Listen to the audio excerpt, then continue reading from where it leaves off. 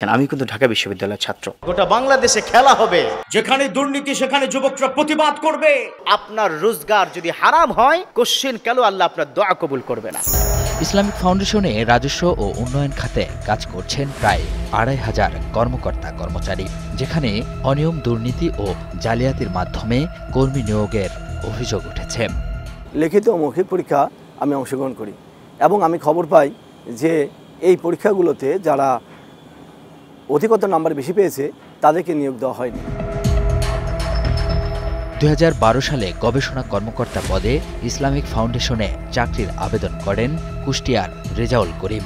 তার অভিযোগ, অভিনব জালিয়াতির মাধ্যমে তাকে বাদ দেয়া হয়।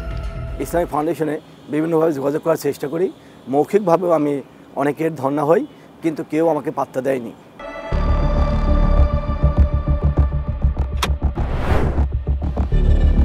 রেজাউল করিমের অভিযোগের সূত্র ধরে অনুসন্ধানে নামে স্টার নিউজ। রাজধানীর আগারগাঁওয়ে ইসলামিক ফাউন্ডেশন কার্যালয়ে এসব বিষয়ে তথ্য জানার চেষ্টা করি আমরা, যদিও অস্বীকৃতি জানান সেখানকার কয়েকজন কর্মকর্তা। পরে পরিচয় গোপন রেখে এগিয়ে আসেন একজন, তুলে দেন ফাউন্ডেশনের নিয়োগ সংক্রান্ত বেশ কিছু নথি। এসব নথি পর্যালোচনা করে দেখা যায় অনিয়ম, দুর্নীতি, স্বজনপ্রীতি, জালিয়াতি এবং বিভিন্ন কারসাজির মাধ্যমে নিয়োগের নানান তথ্য। এর মধ্যে একটি জাতীয় বিশ্ববিদ্যালয়ের অনার্স সার্টিফিকেটে চোখ আটকায়। তথ্য রয়েছে যে সার্টিফিকেট জাল করে ২০১৫ সালে সহকারী সম্পাদক পদে চাকরি নেন ফখরুল আলম নামের একজন। আমরা সনদটি যাচাই করতে চাই। গন্তব্য গাজীপুরে অবস্থিত জাতীয় বিশ্ববিদ্যালয়ে।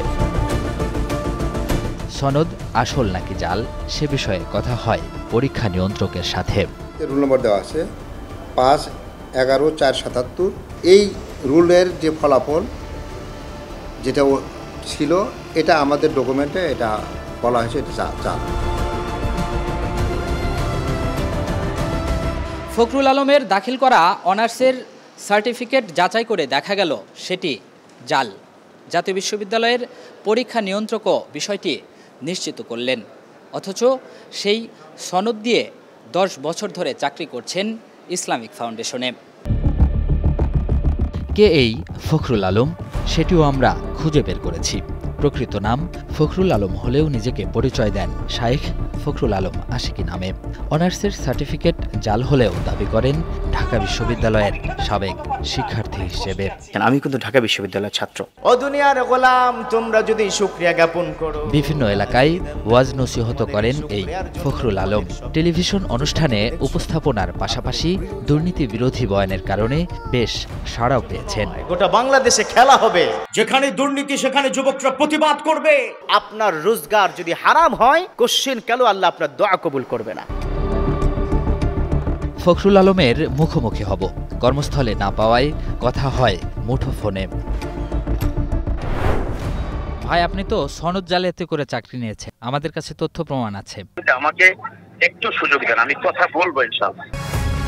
জালিয়াতি করেও যেন অনুশোচনা নেই। স্টার নিউজের অনুসন্ধান চলাকালে এরই মধ্যে সাময়িক বরখাস্ত হন ফখরুল আলম।